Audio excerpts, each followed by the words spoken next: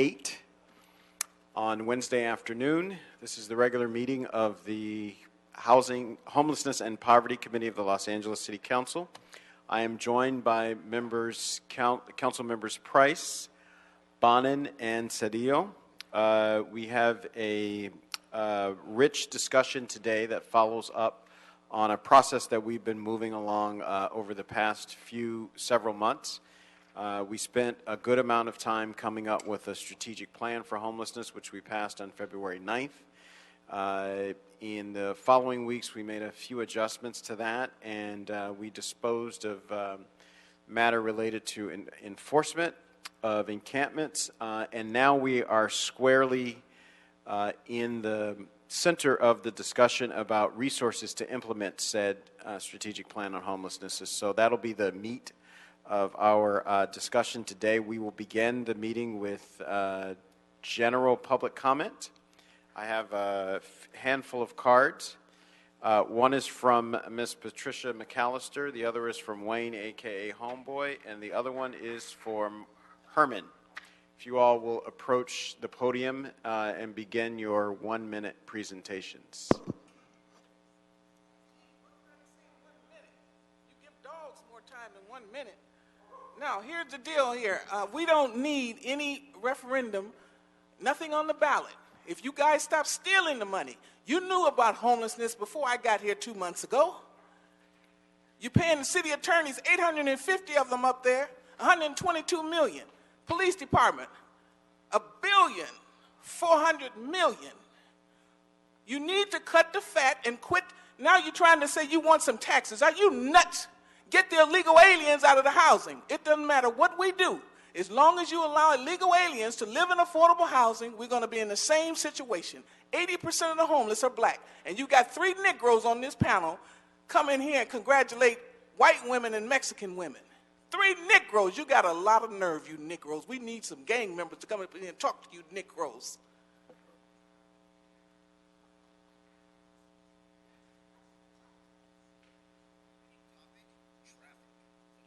Back again. The return of the criminal activity room is here. Thrown out by Wesson. Back again in front of Marchese. The revolving door of bullshit returns to the same room. And now you talking about homelessness? I mean, you making everyone homeless. Nobody can afford those rents, Marchese, and them goddamn so-called affordable homes. You got to stop those projects. There's only one guy here know about it. I know about it. That's why they turn off the lights. Because we all black here, they turn off the lights so they don't see our faces. That's right, thank you. I see a light over there. Shine the light on the cockroaches. Help us out, Marchese. Save the city.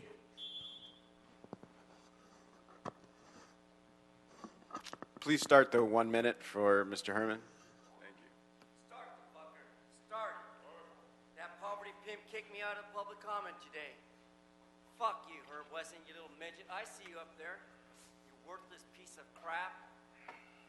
There's no housing.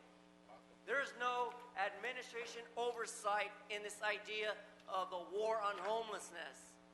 If there was, Bonin wouldn't be kicking us out of Venice from our fucking RVs and cars, as I spoke earlier about. Quit harassing fucking people who are homeless. You did it on Aliso in Los Angeles this past Friday. What the fuck's wrong with you? What part of the language do you motherfuckers don't understand? Because this little Negro from Boyle Heights ain't backing down for no motherfucker. Because this is an issue that involves my life and the life of every motherfucking nigger in this world who works for the white nigger. And you poverty pimps, That's your time. To everybody in the audience, I just want you to know that we are meeting a constitutional requirement that forces us to entertain the shenanigans of the various speakers that you heard before now. Mr. Clerk, will you read item 1 into the record? When is the joint report from the City Administrative Officer and the Chief Legislative Analyst relative to funding reports to address homelessness. This item has also been referred to the Rules, Election, Intergovernmental Relations and Neighborhood Committee and Budget and Finance Committee. Thank you so much. We will ask the leadership from the CLA and CLA's office to join us at the table. While they're doing it, I want to reiterate that we've been focused on, for the last several months, we were focused on developing a strategic plan around homelessness. We were successful in doing that. One of the things that the plan identified was that we have at least a $2 billion gap, and that $2 billion, I say at least because we know that that does not include services or the ongoing services cost. So we will likely need one, perhaps two, perhaps more streams of resources to confront and adequately implement that plan. And so the CAO and CLA have spent some time researching over a dozen options, and they have a presentation for us today that will give us some initial ideas and some initial thinking about how we may proceed. It is our expectation that we will continue the matter until next week, should members have additional information that they want sought out and confirmed between now and the time that we send something on to the other committees and council. Thank you. Good afternoon. Miguel Santana, CEO. I'm joined by our CLA, Sharon. So I'll go ahead and start off with some opening comments, and then certainly we're here to answer any questions that you may have. As you indicated, Mr. Chairman, as part of the comprehensive strategy on homelessness, we were asked to look at what it would cost to be able to provide a comprehensive funding strategy as well. And our report indicated that the overall cost, based on the point-in-time count that we have today, would be approximately $1.87 billion over 10 years. We are very specific as to how we would recommend distributing those dollars based on the needs that we currently know of, ranging from permanent supportive housing for leasing, construction, rapid rehousing, and diversion, with a total number of slots of approximately 18,212. And so the program that we outlined in our report looks at what those slots would be and how we could spread those costs out over a 10-year period. Based on that framework that your council has adopted, you directed us to come back and identify various funding options that we could pursue to be able to fund this program.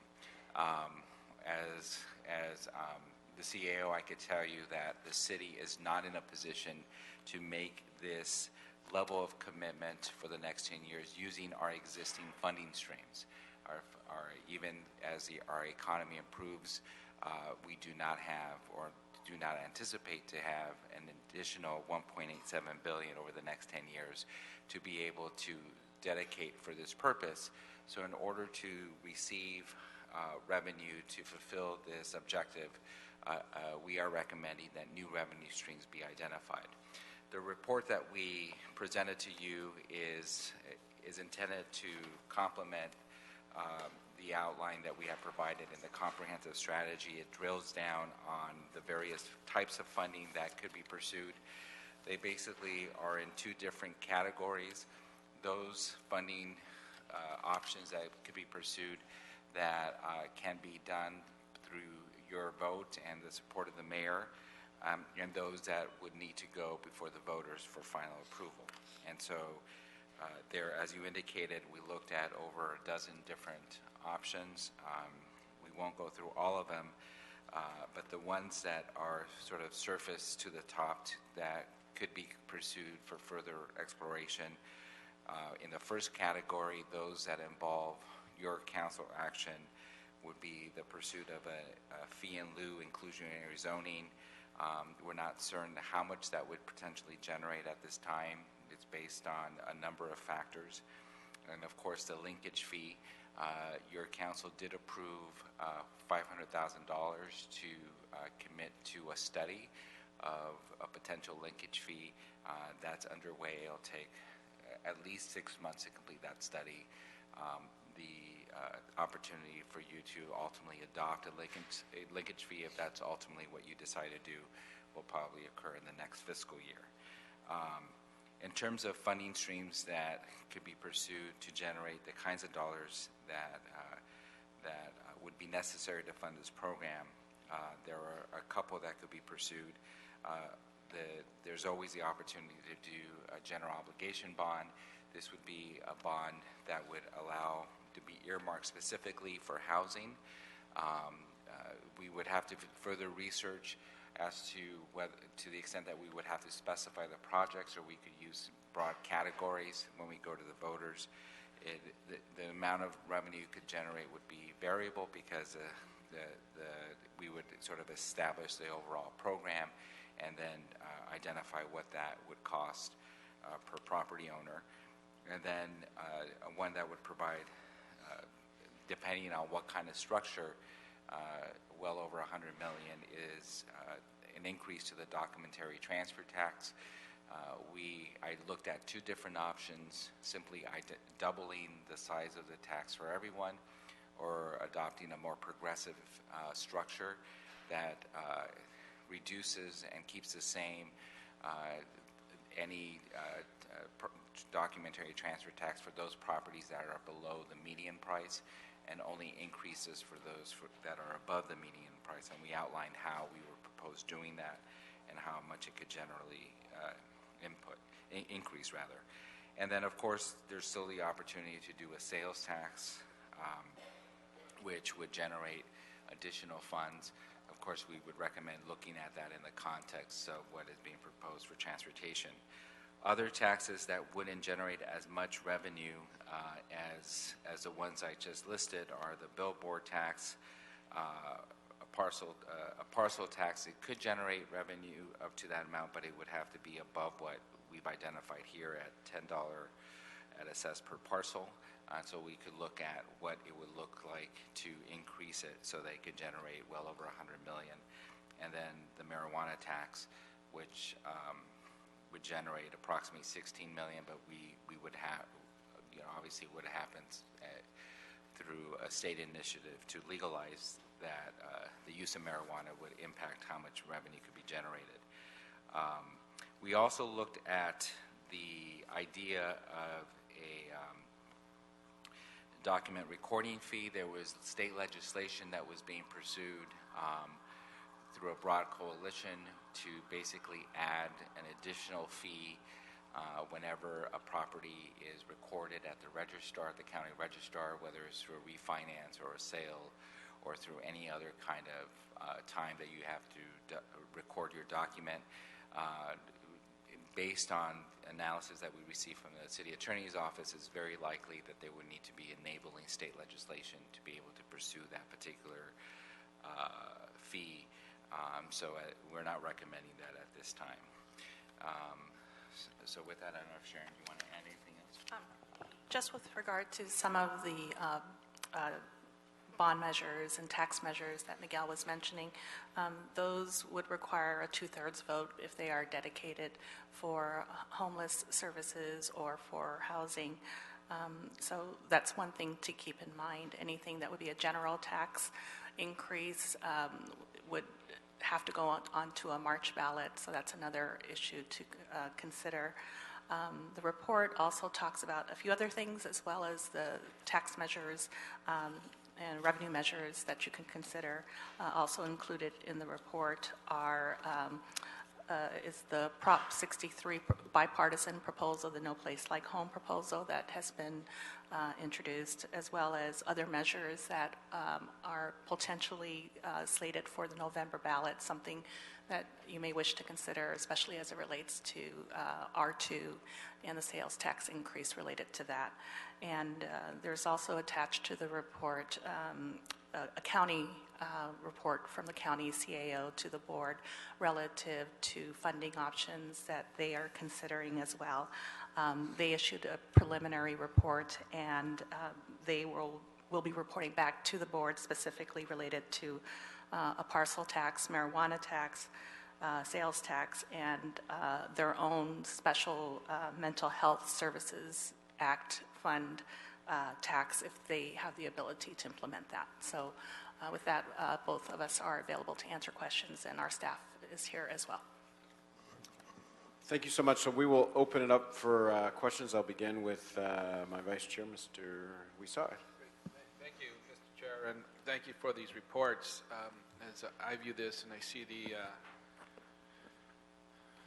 public's interest in having our local governments do a better job for delivery of services and housing to our homeless, I think the time is ripe for us to move something forward and create that additional revenue stream. And I strongly believe that we shouldn't miss out on this opportunity. I think these opportunities are rare where what is perceived as a social service for some of the most in need in our community, where there's so much outpouring of support for us to do something, is here, and we shouldn't miss this opportunity. Given that, I have a couple of questions on the options before us.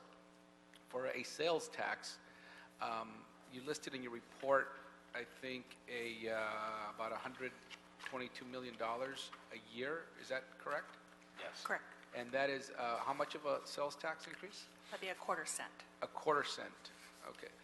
And would it be possible to create a sales tax increase that's shared by the county, and then we and the pot that we receive from that be diverted to the county and the city for specific services? Are you aware of anything prevents us from doing that? So, for example, let's do $122 million, and we agree that the county's going to receive half of that a year, and the city will receive half of that a year. We use it for housing, construction of housing. They use it for mental health or whatever it may be. Can we direct it that way after we receive the funding from the sales tax? Is that possible? Or we just get it generally and we decide ourselves where it goes, correct? Yeah, it would be, as long as, it would be a 2/3 vote for a special tax. Yeah. So it would be dedicated for homeless services. To the extent of whether it could be turned over to another jurisdiction, I think we would probably need to check on that, but there may be ways of accommodating that. For example, if we were building housing units that might be taking folks that are homeless in the city, that may be an argument. The proposal would have to be written in such a way and put forward to the ballot, put forward on the ballot that would allow something like that. So, and that sales tax is the $122 million. That's only within the city jurisdiction. Correct? That is correct. And something so else. Countywide would increase that significantly. Yes, it would increase significantly, but the difficulty with that is that each city would only apply to the unincorporated areas of the county. Each city would actually have to put forward a vote for the extra quarter a cent, because this 2% is available to individual cities as an added tax measure. And so if we were to put forward a quarter cent, it would actually only apply to sales items that take place within city limits. And so the county could put forward a quarter cent, but it would only apply to the unincorporated areas. So there would be some challenges to how that would be worked out in other cities. In other cities, there are a number of cities in the county that have already adopted that additional quarter cent throughout the county. So there's less flexibility that they have. Certainly the metro is considering an increase in the sales tax. That would be a county-wide vote of all the jurisdictions with all the voters rather within the county. They do that in the context of being a joint powers authority that oversees transportation countywide. But as Sharon indicated, that if we wanted to engage in a partnership with the county, the Board of Supervisors jurisdiction as the board, as opposed to their role at the MTA, is only in the unincorporated areas. Okay, so what I was getting at, which was a joint well, it shouldn't be joint. The county would be doing it jointly with the 80-something cities in the county, and each respective city would have to agree to put something on the ballot for their own respective jurisdictions. And Is that correct? Is that what you're? That is our understanding, yes. Okay, and that gets pretty complicated, right? to Yes, make that it happen? does. Okay. Now, the county could pursue other things such as a parcel tax, which would be countywide, as has been done to support trauma units throughout the county. So there's currently a parcel tax that supports the network of trauma care countywide that all county property owners pay for that purpose. But that's within the jurisdiction of the county, not of the cities. We could do our own parcel tax, but it would be specific to us. And of course, the county could do it in the context of the unincorporated areas as Okay. well. Great, thank you. And for the general obligation bonds, can that funding be used for items other than capital projects? We're looking at that more closely. The most likely answer is that we most likely could not use it for services, that it would have to be primarily for capital-related services, so we could certainly do it for housing. What we're still needing to do more research if we could use it for vouchers, for example. So it's housing just in a different form. Our bond counsel is looking at that question now. Okay. And some information, if not available already, that I'd like to see is for our properties that are repaying back previous general obligation bonds from LAUSD, the community colleges, city. Do we have a list of all that and what we would be adding to that? Is that, can we Sure, get we that? could provide that for Can you. you provide that? It will be great to see, how much are we asking for from the property owners to pay back the general obligation bonds. I know the community college districts just did a couple of them, a few of them in the last few years. LAUSD did 3 in the last few years. So they're beginning to add up, and we would like to see what type of indebtedness we were asking property owners to do that. Now, what's the difference between a parcel tax and asking for the repayment of a general obligation bond? A Geo Bond, again, is more restrictive. It's specific to usually bricks and mortar. We use Geo Bonds to build fire stations, animal shelters, police stations, actual structures, versus a parcel tax, which has much greater flexibility in terms of the potential usage. You could certainly securitize the revenue from a parcel tax, but that revenue could go for other purposes beyond just bricks and mortar. Okay. And I just received a note from the city attorney's office in relation to your question about the city passing a sales tax and potentially tying it to a potential service at the county. We could certainly do that through a contract with the county. So if the city sought to introduce an increase of the sales tax or any other revenue stream and was earmarking it for housing, for example, but wanted to siphon a portion of that funding for the supportive services aspect of that housing program, we could engage in a contractual relationship with the county to say that if for every unit of housing that we build, they will commit to provide the services that are necessary, and do that through a separate contract with the county. So, and the expression of that could be presented to the voters, Great. as long as the board had approved that as well. Thank you. I just, in looking at our strategic comprehensive plan, and as we're moving forward, I do want to respect the respective jurisdictional responsibilities with respect to serving homelessness, which the county has primarily social service responsibility. We could do housing, could also do clean streets and safe streets, et cetera. But given that our primary responsibility or our biggest impact can be in providing housing, that should lead us in some direction about the direction we're going. We don't want to ever step our bounds with respect to creating new social services that the county should be providing. Right. And given that over a third of our homeless or more have mental health issues, or I'm not quite sure, I hear different numbers, but it's a significant number of our homeless individuals have mental health issues, and how can we better improve that?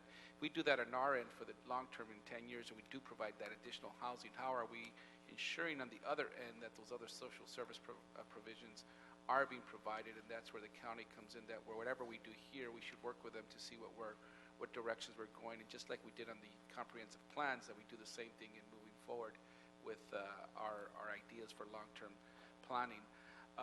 The last issue that I hope I could get some information on is the programming that would be required to go to the voters, whether it's a general obligation bond or anything else. How specific do we need to get when we go to the voters? Can we get a general, I mean, we would have to do some analysis, correct, to say we're going to hope to build so many units of housing with this money every year. It's not just, hey, give us $1.8 billion and we're going to build housing for the next 10 years. I mean, there's still some amount of work that needs to be done before we go to the ballot. And so you would have to have some sense from this committee and the council fairly soon so you could develop that analysis, correct? Or even that is before correct. we go back, because you have to do the analytics and the quantitative research, go to the voters and say, with this funding, we could build so many housing units or vice versa, et cetera? Is that? So when the last time the city attempted to do a housing bond several years ago, Measure H, I believe, there were broad categories that were established to sort of commit the dollars to particular kinds of housing. There's been state legislation that has passed since then that may require us to be much more specific and tailored around that. We're currently doing that analysis now to see how much flexibility the city would have to present a Geo Bond to the public. In our plan, we are fairly specific about how we would recommend allocating these resources based on the information we have today. We stated as a caveat that that's what we know today, right? So housing needs change on an annual basis, and there will need to be some flexibility. Of course, there's also the broader conversation about different kinds of affordable housing that could be pursued. So that's something that we're currently researching to determine to what extent it has to be very specific, maybe even project specific, which obviously would be difficult to do in a short period of time. Thank you, Mr. Chair. That's all for now. Thank you so much, Mr. Bonin. Thank you, Mr. Chair, and thank you, Miguel and Sharon, for your work in putting this together. Like our chair and our vice chair, I feel very strongly that we need to come up with a revenue stream to fund our obligations to meet the homeless crisis. And I'm supportive of putting something before the voters in November. Our needs are huge, as your report outlined, $1.87 billion. And as Mr. Harris Dawson indicated, that doesn't include services. I'm just curious to start off, does it not include services because it was too difficult to estimate, or because we thought the bulk of the services would be services that would be provided by the county and not the city, or something else? Both. I mean, it's, the county is, in their report that, as you know, mirrors our efforts, has access to revenues that come from the state for mental health services, for healthcare, for reentry, and so their program is being funded by those sources of funds that help support the work that we're doing. And it was too specific of an assignment to sort of parcel. They had to decide what they were committing to, and we know more now today than we did when the report was being developed. But beyond that, as we indicated in our report, a lot of the services that we would be responsible for, almost exclusively, primarily those areas to address the quality of life issues that the homeless individuals are confronting today. Expansion of showers, creating more temporary storage capacity, dealing with the encampments, those things that are clearly within our jurisdiction. We did not have specific numbers on those things. We're preparing them in the context of the budget, and we've been working closely with LASA to understand that better. And so it was premature to really get a handle of that. But as it relates to the housing piece, LASA was very helpful to to help us identify the population and what it would take. So it was both issues why we didn't outline what the service component would be.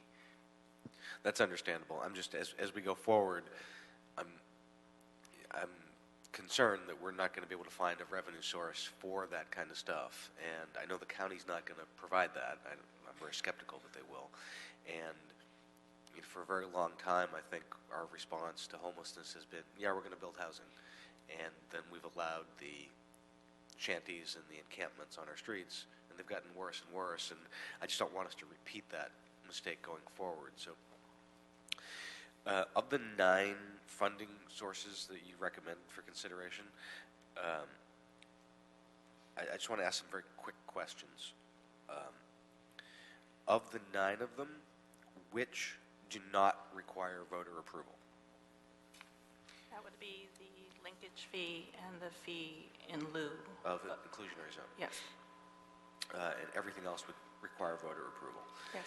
And can you explain to me again, I think Sharon mentioned this, the difference between what type of funding ask needs to go on a city spring ballot as opposed to a November ballot? Yeah, so the November ballot, well, we'll go back, sorry. So under Prop 26, general ballot measure, general tax measures have to go on a municipal election in which the legislative body is also on the same ballot. So that is a requirement. So the only measure that you can put in November is a special tax. Now I seem to recall that there was a special provision related to sales tax that if we did, and I need to check on this again, but I think on sales tax, if the city were to increase the local amount, that's within, there's a 2% limit, that it could be done, but it could only be done, I think, if it's a unanimous vote of the council and the mayor approving it. And I think that's something we need to check into.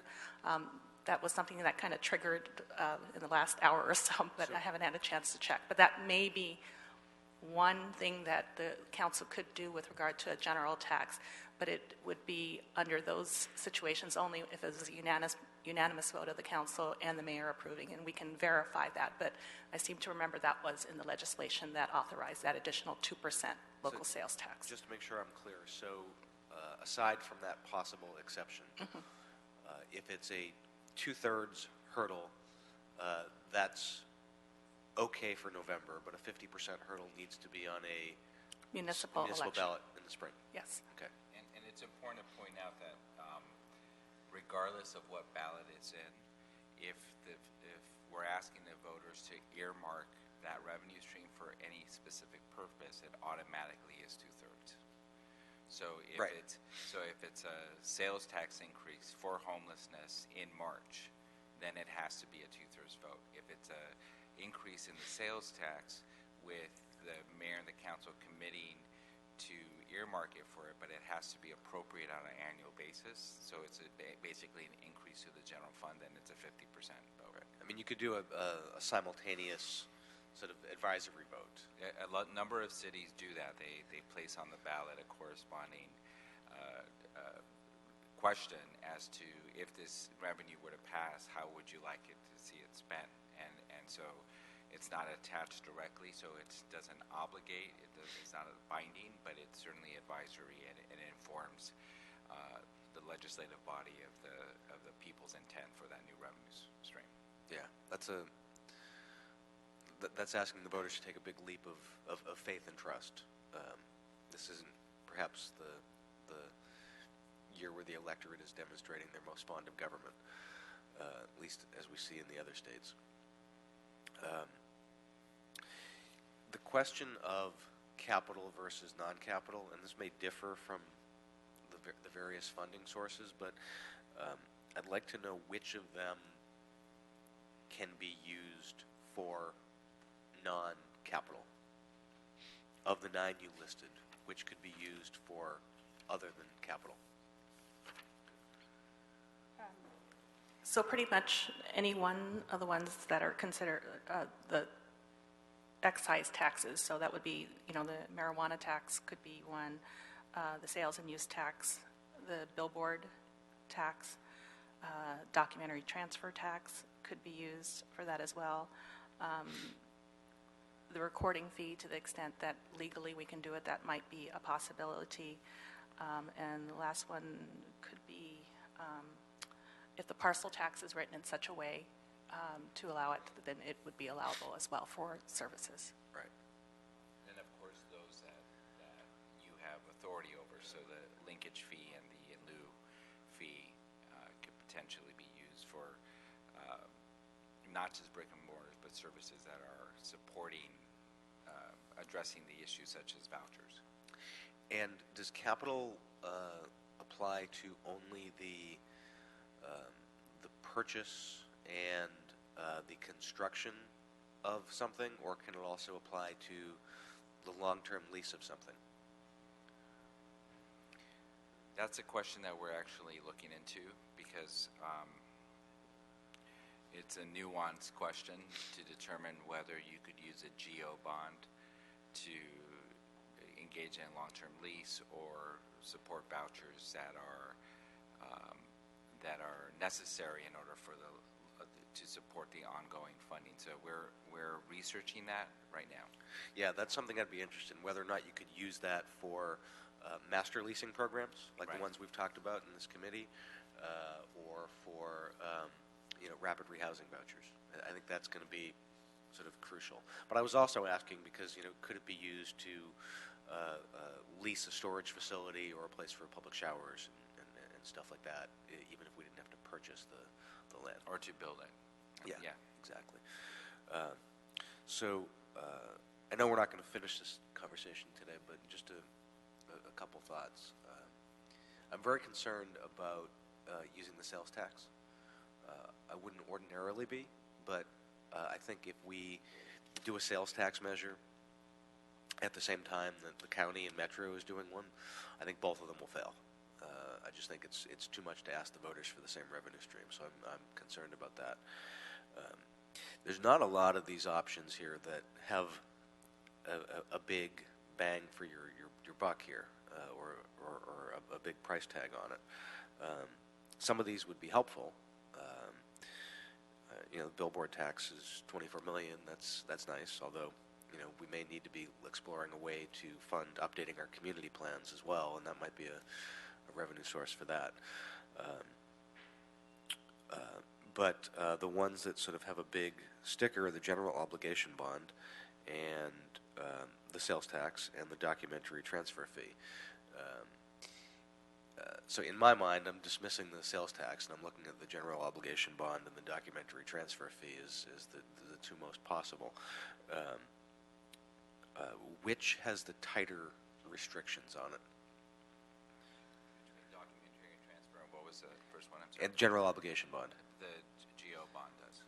Geo Bond. Is more restrictive. Documentary transfer is basically a tax that currently exists as part of our general fund.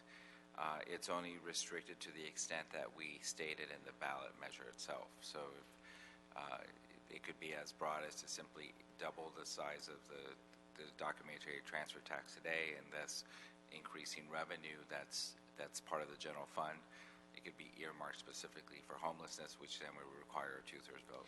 And that would be $167 million a year? If it's doubled for everybody, if it's done under sort of the more progressive plan, it's less than that. Okay. All right. Thank you, Mr. Chair. Thank you so much, Mr. Bond. And Mr. Cedillo. Thank you. Thank both of you. Let me approach this a different way, because my focus is on housing and how we build housing. Although I'm not indifferent to services, so I'm looking for a different formula. So my question really is the other way around. I'm looking at the goals. How do we get $100 to $150 million annually? How do we get that money? We could spend some amount towards the services that are important for the city to provide, but not necessarily what the county does, and not necessarily putting our toe in, and then the next thing we're in a new department providing services. And then how do we get the surplus of that, maybe $100 million a year, for housing so that we can work with developers who do affordable housing and homeless housing. We can work with within the city family and maybe the mayor's innovative team and look at their accumulation and inventory of the city assets that we have, the 7,500 or so properties, and then look at the private sector, which is, when I look at the housing problem, I think in big pieces, 100,000 units of housing that we need. About half has to be affordable, low income, homeless, special needs, vets, et cetera, and about half needs to be workforce and market rate. And so within that big piece there, what does 100 and how do we get to that number? And second, what is the politically, from your best analysis, the best route to go, right? What's the best route to get there? Because that's, at the end of the day, that's what we're looking for. How do we raise enough money to meet the need, and how do we do it in the way that's most guaranteed?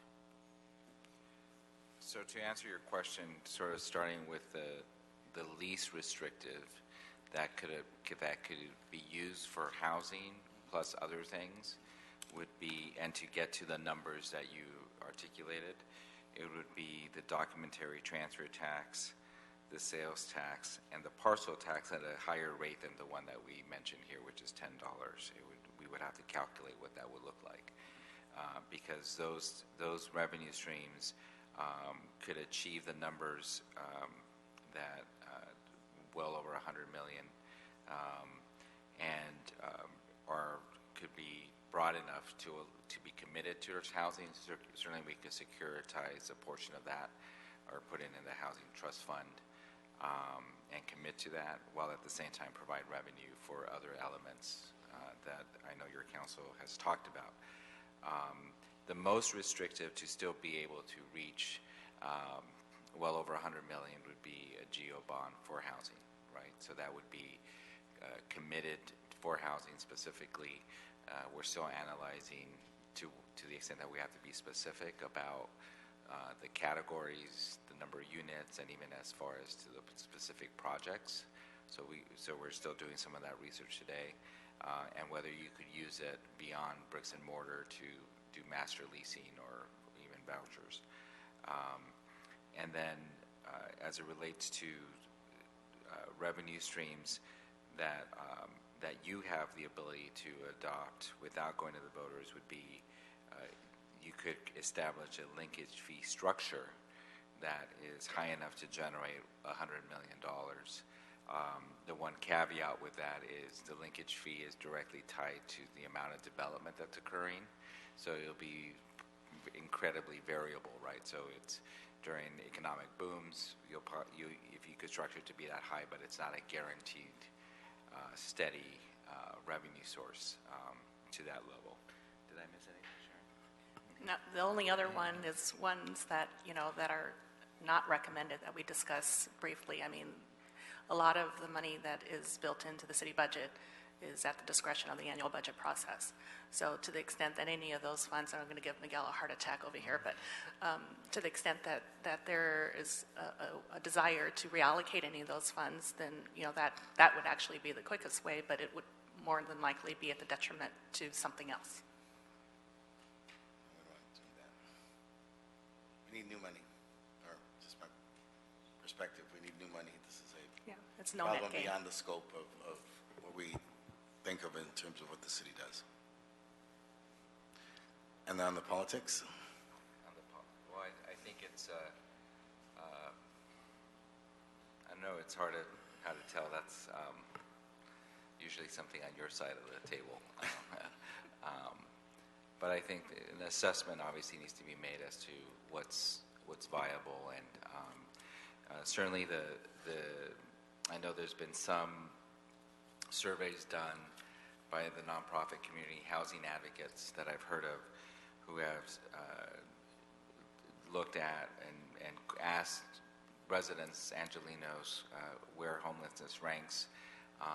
It's my understanding understanding that in a recent survey that has been done, homelessness ranks as one of the top issues that Angelinos are concerned about, and that there is an interest to fund homeless-related programs, even if it means everyone chipping in some form. I haven't seen the survey, but I've heard that there's a survey out there that has done that.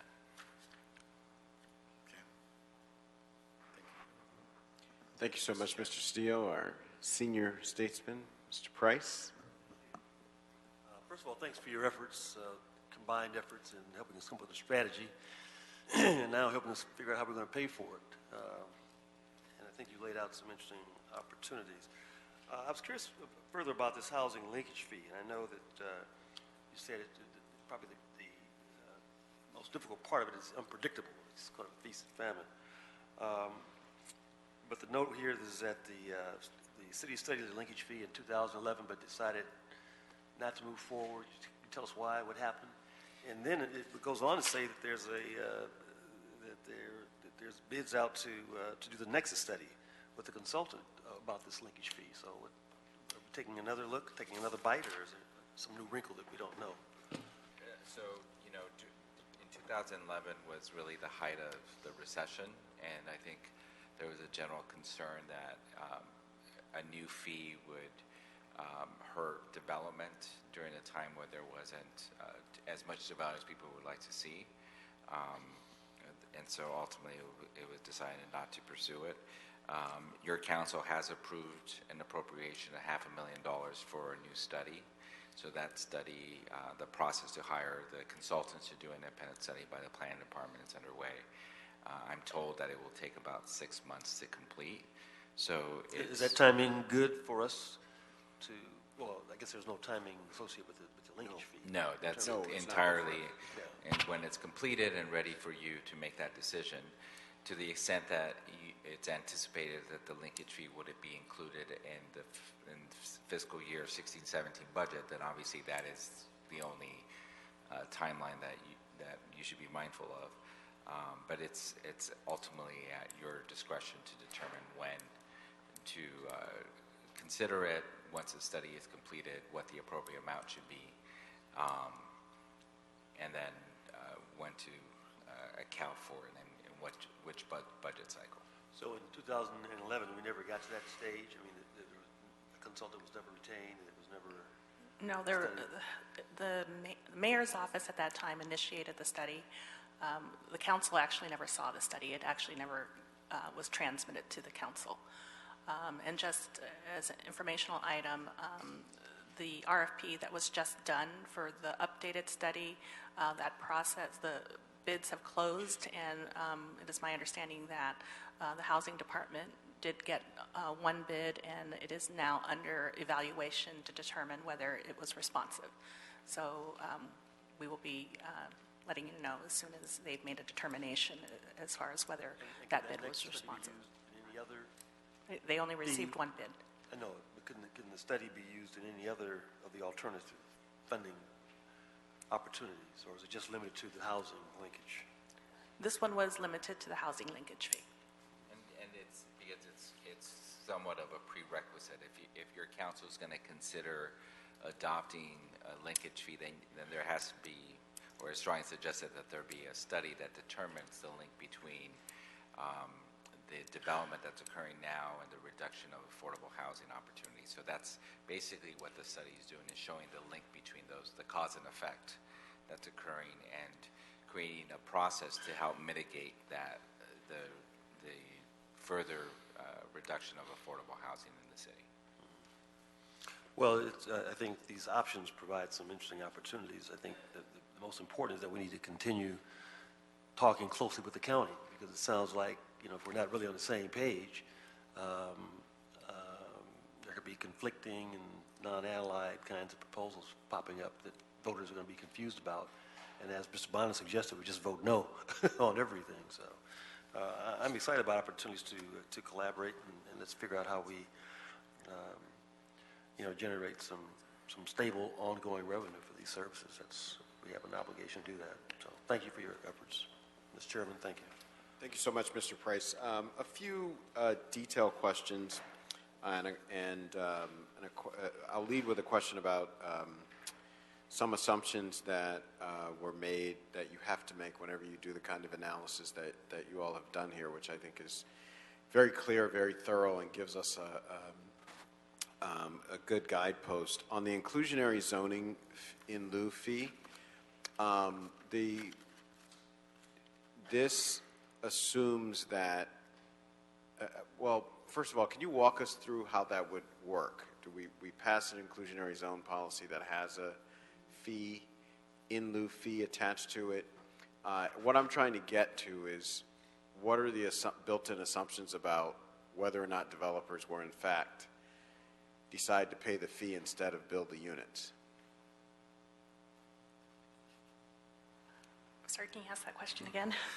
So I'm just trying to get at how you all arrive at, so can you all walk me through how the inclusionary, So, yeah. how that would work? Let's So- do that first. Yeah, so essentially what would happen is that for a developer who comes in with a housing project, and as part of the inclusionary zoning requirements, they would be required to have a certain set aside of affordable housing units within that development.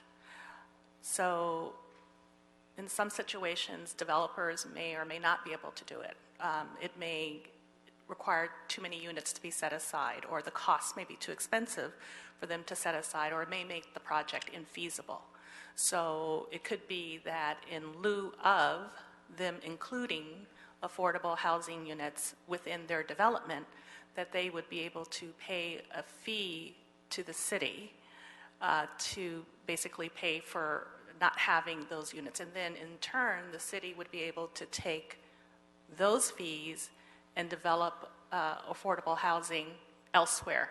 And that may be beneficial in certain circumstances, because obviously if there's a very expensive part of the city, you would generate a very high amount of money, and it could be used where it's less expensive to build, and you could actually construct more units.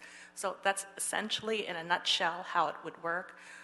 There is one caveat to that.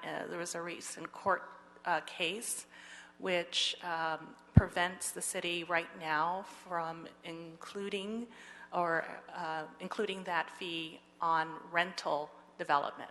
So in order for us to actually be able to impose inclusionary housing and an in lieu fee for rental developments, it would require legislative change to do that. So in our report, we didn't identify what potential revenue could be Right. generated, because there are three major pieces that would need to be decided. Number one is what the percentage of affordable housing would be. And so there's a variety of different ranges that could be.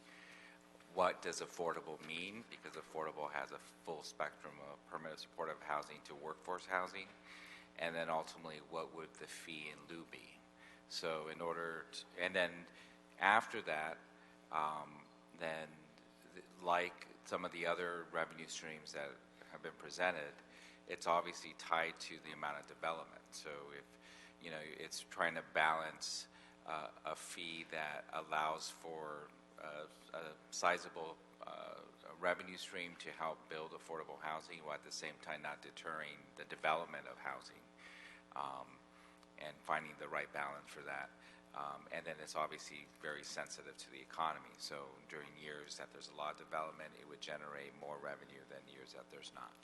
And one variable that you didn't mention that I would love to hear your thoughts about is, what's the ratio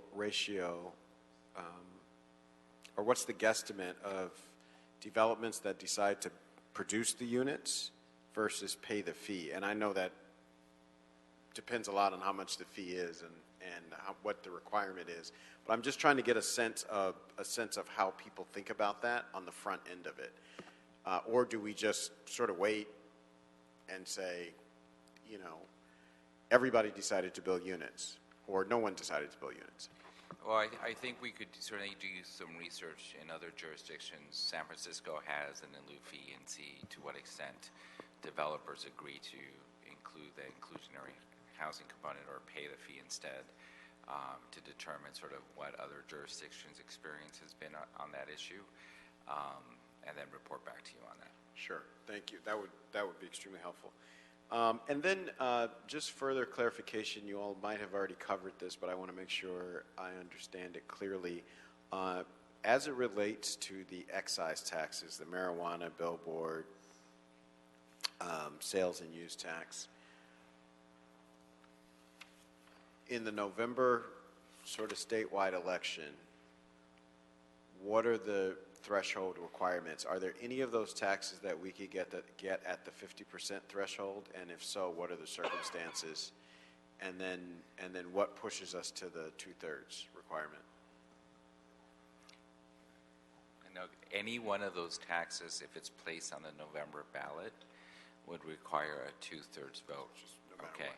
So if you place it, in order to reach the 50% mark, then you could place those items on the March ballot, but it cannot be earmarked for any specific purpose. It has to be an increase to the general fund, and as policymakers, you can commit to how it's going to be spent, but you can't be voting on something that says we only will support this if it's committed for homelessness, for example. In either November or March, the minute you can earmark it for a specific purpose on the ballot, then it's immediately a 2/3 vote. Okay, thank you. Anything further? Any follow-ups from Mr. Bonin?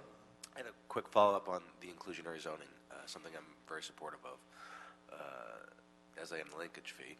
But on the inclusionary zoning, I just wanted to follow up sort of the thread that Mr. Harris Dawson was asking about. I personally would be very reluctant to see an in-lieu fee that got people out of building affordable housing in the coastal zone, in the wealthier areas of town.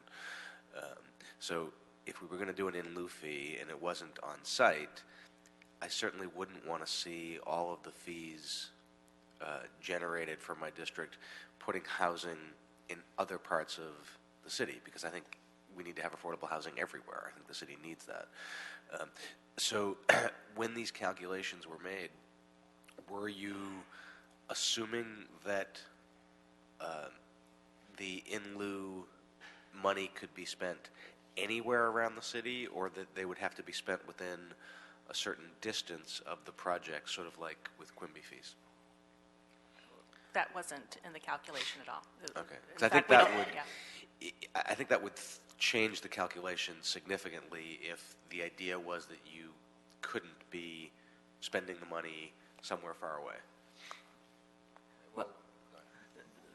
We didn't actually have an estimate for this one because of all the variables Yeah. that we discussed. So there isn't even an estimate of the amount. Right. So until we have an estimate of the amount, there was no real discussion Yeah. about where the monies would be spent. Okay, So, thanks. so we could, like I said, we could research what the experience has been in other cities who have this kind of inclusionary zoning, and then try to determine what the potential behavior will be of developers. Now, of course, what this doesn't also assume is that there may, even if you require an inclusionary zoning component of 20%, for example, in a very expensive area. What we didn't include in here in any discussion to developers would then come to the city and say, we require a subsidy if you want us to build this in this area. And so that would be that there would still be a funding gap at that point. And the city obviously engages in helping fulfill that gap in other areas. But we will study that as well to determine if other jurisdictions have experienced that kind of behavior. Okay, thanks. Yeah. Mr. Cedillo? I thank you, Mr. Bonin, for raising that point. I think it's an important point, in particular, one, just on the sense of our democratic nature of our community that we want to build, but two, also, the federal government has observed our propensity right now to build low-income housing in certain areas, and is concerned essentially that we are ghettoizing affordability in certain areas. My district seems to be one of the most prominent areas where this takes place. And the fact of the matter is that we should spread this housing out throughout the entirety of the city, and everybody should do their fair share. And it creates lesser of a burden on any community when we do that. So there's that part, and then there's the part simply that the feds are very keen on this, and they put us in jeopardy in terms of many of the other, with HUD, with many of the other programs that we're doing with them, and we obviously don't want to do that, so we should note that. But in closing, though, I just want to restate my interest in us building or creating a fund to work towards building bricks and mortar housing. Obviously, with some flexibility because there's other strategies, vouchers, et cetera, to keep people in units. But I think, or I would covet an opportunity to work with $100 million and our House LA initiative to move forward and help us build the 100,000 units that we need, including every level of affordability. Excellent. Thank you so much. Thank you so much, Miguel and Sharon. We will, I'm putting forward a motion that we continue this matter until our next meeting. But before we seek a second to that motion and deliberate on it, I want to call public comment, beginning with Ruth Schwartz, Patricia McAllister, Jerry Newman. Hi, is this on? I'm Ruth Schwartz with Shelter Partnership, and I wanted to first thank the CEO and CAO for such an excellent job in presenting this report. I thought I knew what it said until I came here, and now I have to go back and rethink, some of these issues.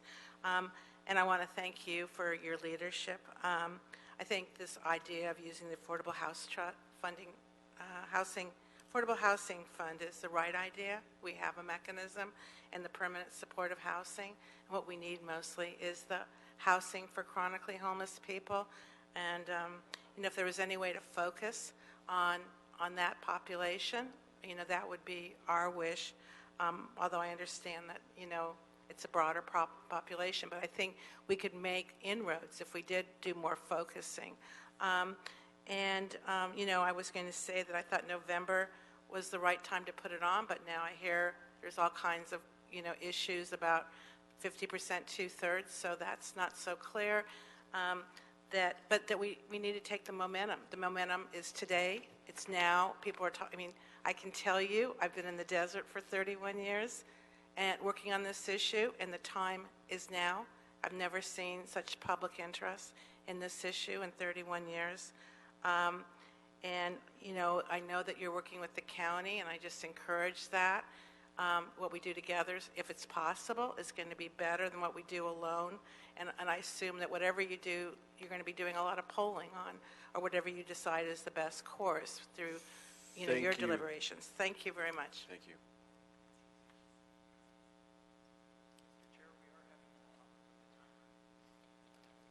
All right, so we're gonna have your iPhone be the timer? Yes. Perfect. It's Ms. McAllister. Yes, thank you. I'm reading this right now. The United States is in its worst economic condition since the Great Depression. You have here in this proposal fees and taxes. Are you insane? We've got the money. Garcetti said in 2015 he spent $100 million on the homeless. The media asked him, said, really? What did you spend the $100 million on? He said, the police. Give me a break. The money is there. We don't need any more fees and taxes. Get the illegal aliens out of the affordable housing. Cedilio, drive down 6th Street near Food for Less. He's got a new housing unit being built from scratch. And you know that neighborhood, they sell their goods, the illegals all on the street. You know who's going to be living there? The illegals. We need to get the illegals out of affordable housing. We don't need all of these fees and taxes. And then you've got one here that says, one of these conditions that says you will allow corporations to build these housing units, and if they give you some cash money, they don't have to have the... That's your time. That's your time. Thank you. Mr. Newman?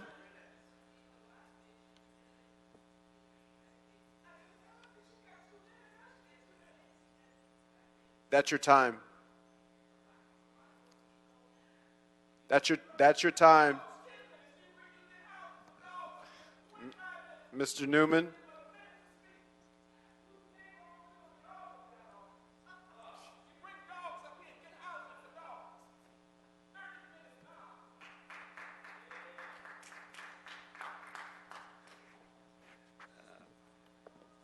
Chair Marquise Dawson, Chair Harris Dawson, members of the committee, my name is Jerry Newman. Thank you for taking the time on this matter. On behalf of the United Way Executive Board, the LA Chamber of Commerce Executive Board, and the Business Leaders Task Force on Homelessness, Home for Good, we would like to commend you on the work that you've been doing, and especially this incredible report by your CAO and CLA. Now is the time. We do need to move forward with this year. We appreciate that you have finally recognized the magnitude of the issue and that you have recognized the amount that it would take to fully fund the initiatives to solve the problem of homelessness in our community. Waiting on this measure, though, only exacerbates the problem and creates further difficulty and causes further expense. The sooner we get to this work, the sooner we will solve the issue. On that regard, we have engaged a municipal bond underwriter, and we are bringing forth proposals as well and are happy to work with the CLA, CAO on the things that we're understanding, such as a bottle tax. Is it 2 minutes or 1 minute? 1 minute. Okay. Thank you very much. Thank we you. appreciate your time. Chris Coe, Marie Ramsey, Alicia Witzling. Hi, good afternoon. Chris Coe with the United Way. It's really encouraged by the discussion you're having.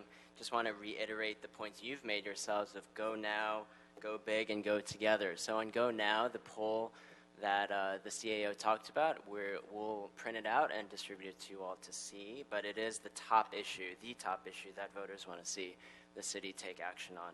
In terms of go big, I think we should only go for a revenue source that gives us enough money to deliver on the results that we're promising. So we should seek an amount that actually lets us demonstrate the results to our voters.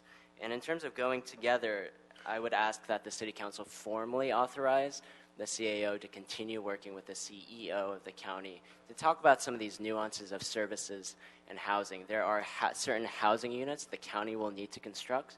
There are certain services that the city will need to provide. So formally authorizing that collaboration is something we ask for, and we have our support in seeking this forward, moving forward. Thank you.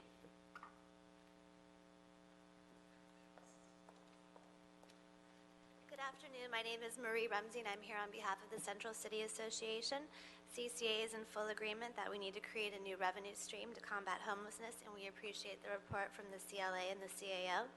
In the past, UCA has gone on the record supporting a recordation fee and a housing bond, and we look forward to partnering with the city on this effort.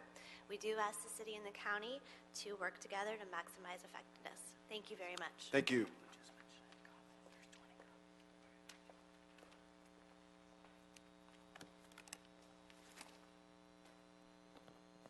Hi, Alicia Witzling here with the LA Chamber. Just to pick up where Jerry left off as he spoke for us so eloquently, we encourage you to do something bold that puts something forward that's worth voting on in the ballot. You know, people we've seen polling that shows that people are ready for this issue. We also encourage you to be collaborative, to work with the county, as I've heard the comments today, so that we're not competing in terms of ballot measures. One of the things that we'd ask that you look at is an assessment bond instead of a parcel tax that can provide capital and services, dollars rather than just capital as in the general obligation bond. And then also, I echo Mr. Bonan's comments about the in-lieu fee. There's some concern that you would have an in-lieu fee that would end up like the Quimby fee, dollars not used and not used in the communities in which they were intended to go into. So thank you again for your leadership on this, and we look forward to hearing back more on it. Thank you. Wesley Walker.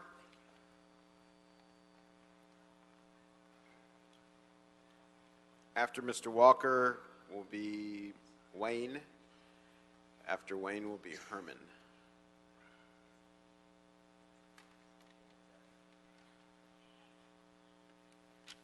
Good afternoon. My name is Wesley Walker, and I'm with the Los Angeles Community Action Network. I'm here to voice my support for a fully funded, comprehensive homeless strategy. A ballot measure is not enough. We need at least $100 million in the next year budget for this plan. We need new revenue stream, as well as having an annual funding allotted for a long-term strategy to end homelessness. Lastly, we need all this money to be going toward permanent supported housing. The only way we are going to get people off the street is permanently. We support our allies here today who are also calling for a fully funded plan. You need to create a plan now and to make this happen. So let's do this. And also, you need to look at not giving this money to the police department because they have enough already. You know, they're really, they got almost 100% of the budget. Thank you.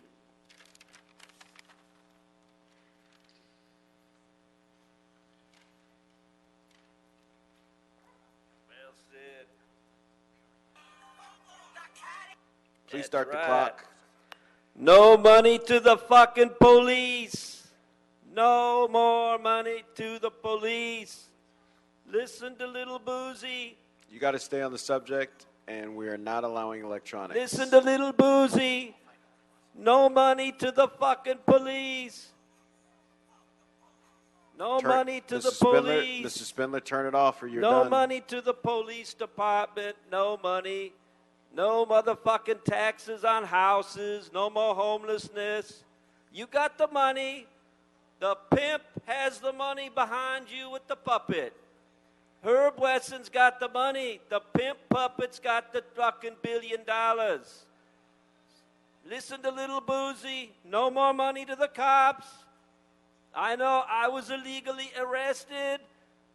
They've turned me into an arrestee. No money to the police. That's your time. Please start the clock, Mr. Herman. It's all about homelessness on our streets. Fuck them, fuck them, fuck them. The same way I say fuck the police, because we need our homes now, not later. Measure ballots don't work forever. Fix our motherfucking homeless problem. Fuck them, that's what it's about. Don't be an Afro-Negro sitting telling me how to speak, because I got the time running over on you and me. It's all about our home, motherfucker. Put us back in home. Take us off the street, motherfucker. What the 100 million to be? No Measure B, no Measure Tax, no bond, no racial profiling on me, motherfucker, because I know what it's like to live on the street, because I've been down. All I do and all I say, fuck them, because I ain't going to pay no Measure B, no Measure A, all the way to Z. Fuck them. Do something for the homeless. That's what you should do. Fuck them. That concludes public comment on item 1. So we have a motion before us to continue this item. I would ask the CAO and CLA, there were a couple questions that I remembered that we wanted drill downs on. One was on the inclusionary zoning, the in lieu fee, and then perhaps a visual that lets us know the thresholds, the 50% and two-thirds vote that we need to get, and then also just sort of a formal, some type of formal report back on conversations with the county, assuming they would have made some progress between now and our next meeting. So if... Oh, yes, the accumulated indebtedness of LA citizens on the general obligation bond. We have several school bonds, general obligation bond for police and fire, so on and so forth. Our property tax bill gets longer and longer, so we want to keep an eye on that. So if there's no objection to that, that'll be the order. Hearing none, so it is.